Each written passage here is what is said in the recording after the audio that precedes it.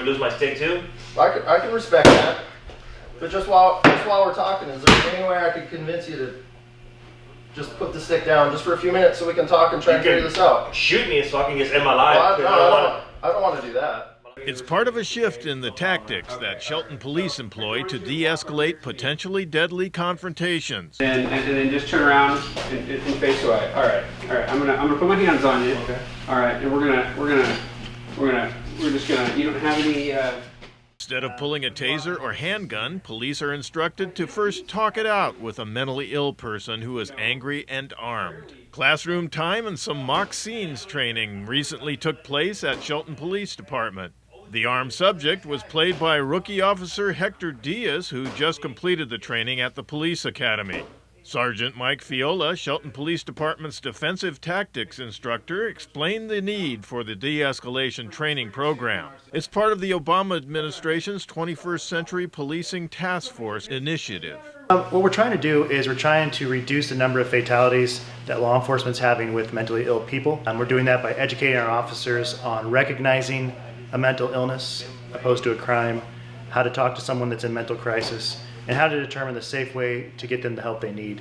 In some situations, we don't have the option and force does have to be used. That's the last resort for us. Police Chief Darren Moody and the department determined that de-escalation training was one of the tools the Shelton Police needed. Moody says the training is a refresher course. The benefit you have of the Shelton Police Department is these guys are masters of many.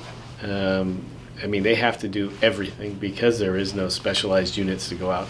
They can't call a crisis intervention team to come out in the middle of the night because that's it. They're it. Fiola says de-escalation training is being incorporated with taser and firearms training. Fiola refreshed a group of officers on taser training before going into the de-escalation scene training. The training instructs officers in the use of listening to a subject's story, showing respect, remaining neutral, and understanding the subject. They have to do everything because there is no specialized units to go out.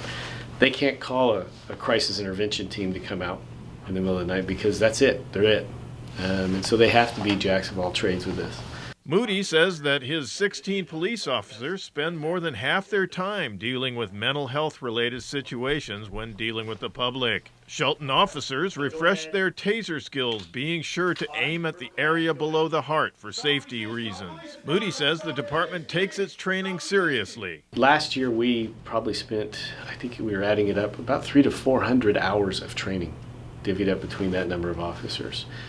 In the years past, we had lapsed in some of our certifications and our training. The state mandates you do this, the federal government mandates you do that. We did over and above last year.